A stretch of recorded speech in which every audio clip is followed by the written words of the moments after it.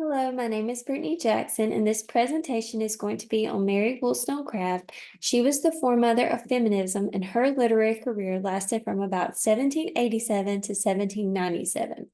She was a liberal feminist during the Enlightenment era, and she came from middle-class English society.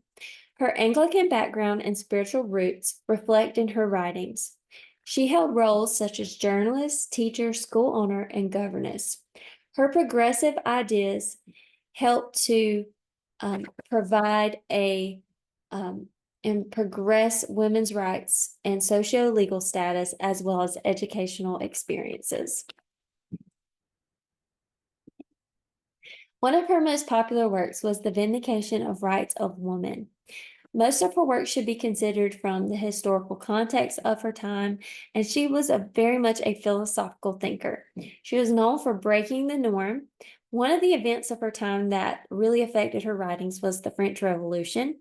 She had strong republicanism ideas, and she really believed in improving the way women of her time were educated, because at that time, men and women were very much not treated equally when it came to politics, society, and the way they were educated.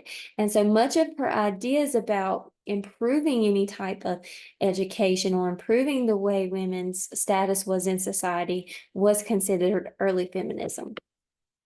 So her philosophy of education was really based around needs of women in society. She was known for her criticism of Jean-Jacques Rousseau's Emile in 1762, in which it included a lot of implications about gender studies and the difference of how a male and female should be educated. Emile was the male and Sophie was the female. And so Sophie did not receive the same type of education as Emile.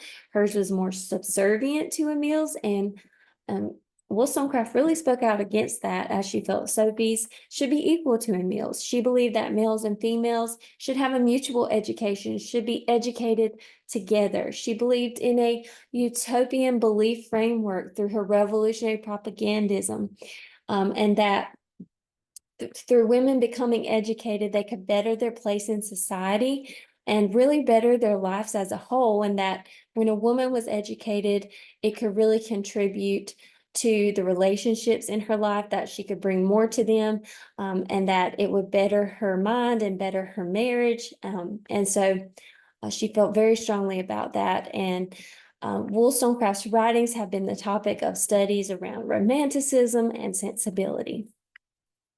So her works have been analyzed by many scholars that have left conflicting reviews based on her interpretations of feminism.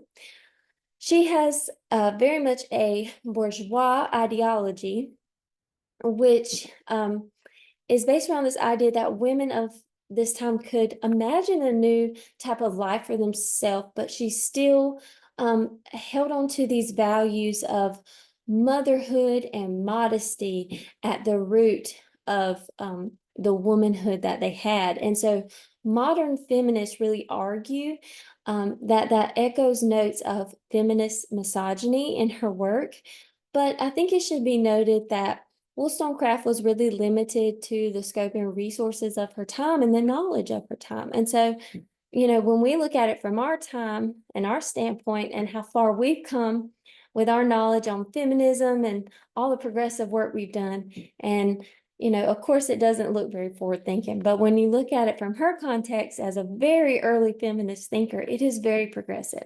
And so from that standpoint, I think it just shows how groundbreaking her work was. And she really has left lasting implications in the English language text. And her work has left meaningful conversations and began those about gender studies.